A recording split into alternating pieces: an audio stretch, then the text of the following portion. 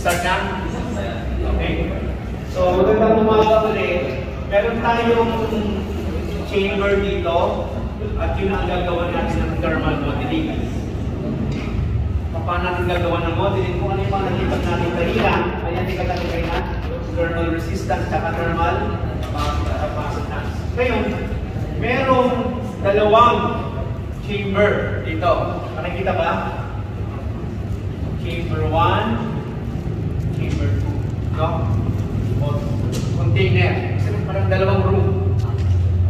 Okay? Ngayon, ano ang nilalaman ng dalawang room or chamber? Mayroon tayong source ng heat. Nakikita ba? Napag-focus mo ba? Sir. Saan kaya ang heat dito? Saan nagagaling yung heat? Sa heater. Ano ang variable na ginamit doon sa heater? Q. Diba Q? Tama ba? Nakita ba? Medyo ano kasi, kinapture ko na sa YouTube kasi alam mo, pag sa tagal mo na puro yung mga laptop, diba, nagka-crash, hindi mo na makita yung mga lecture. Buti na lang nailagay natin sa YouTube, no? I-screenshot ko na lang. Oh, makinig kasi mahalaga. Sino ba yung mga leader? Dapat may grupo, may leader, ha? Kung ito, Q, ano ang lumabas? Ano yung pumasok? Ano yung tumawid na heat sa kabila? Q, 2. I-rewrite, ha? Kasi medyo malabo, no? Oh, ulitin ko.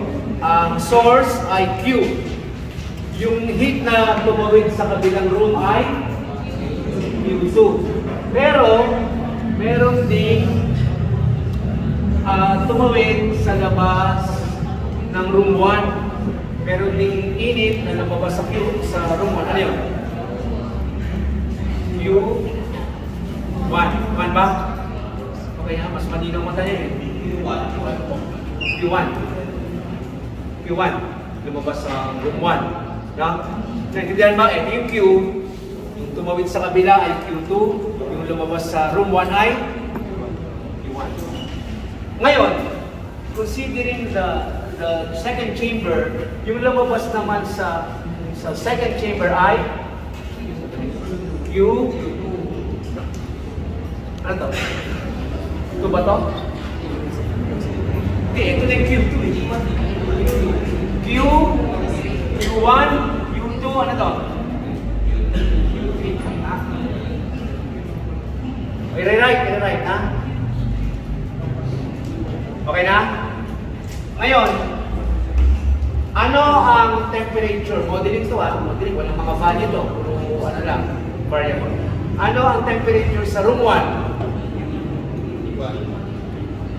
T1. Ilagay, i-rewrite. Ano ang temperature sa room 2? Ano ang temperature sa labas? Lahat yung T3 kasi surroundings. Okay ba? Ngayon, tingnan ang problem para isa lang ang ating pagkakaintindi. The figure shows a thermal system involving 2 compartments or 2 rooms. Maliwanag? With one containing a heater. Saan yung nagko-contain ng heater? Chamber 1.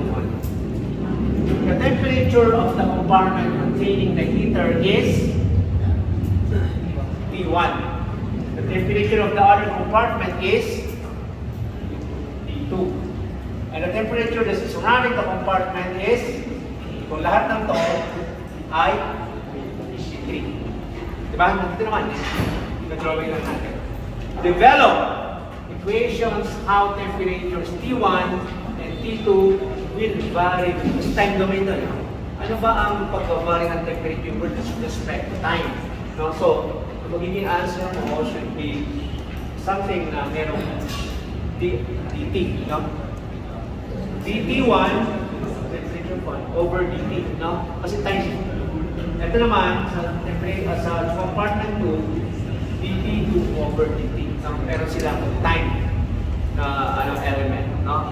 Ngayon, merong considerations or conditions. All the walls of the containers have the same resistance. So pag same resistance to, ano ibig sabihin nun? Itong dalawa. So thermal resistance is same. Equal. Diba? Ayan o. And negligible capacity, ibig sabihin yung capacity din ay same, constant. Kasi what about? Pareho siyang sukat, pareho siyang kapal. So the capacitance is the same. Tama? Kasi all the properties are the same. So, ano masabi mo sa resistance? Same. No, yung R1, kasi ano yung resistance? Delta T over Q. Yung R1 equals R2 equals R. Isa lang yung resistance ng buong. Whether dito, whether dito. Okay? Ngayon, ano ang sagot? Eto na. Parang hindi na tayo maligaw. Diba? Kasi mamaya kung ano pang paglalagay nyo kung saan tayo mapunta. So binigay ko na yung sagot. Ang gagawin nyo lang is paano kayo nakaabot sa ganitong sagot. Diba? With all the equation. Ano yung mga equation natin?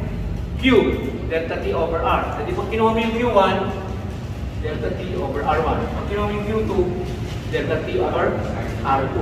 Diba? So ganun lang. Kaya nagkakaroon kayo ng mga, diba? Mga 1, 2, tapos isa-substitute. Maliwanag ba yun? Maliwanag?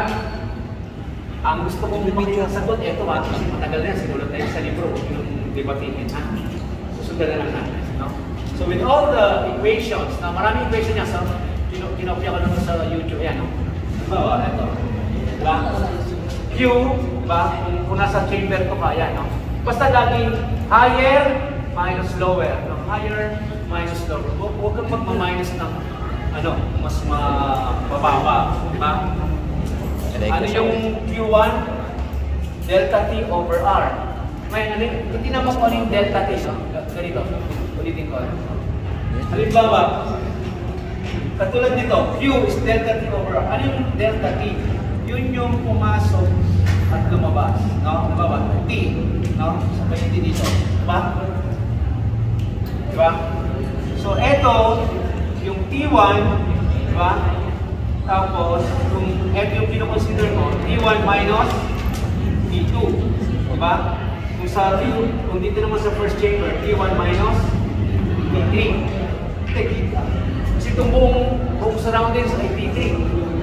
So, T1 minus T3. Ito naman, from higher order or higher grid, no? T1 minus T2. Kapag dito, T2 minus T3. Kasi mas mataas yung T2 over R. Okay? So, ganun lang.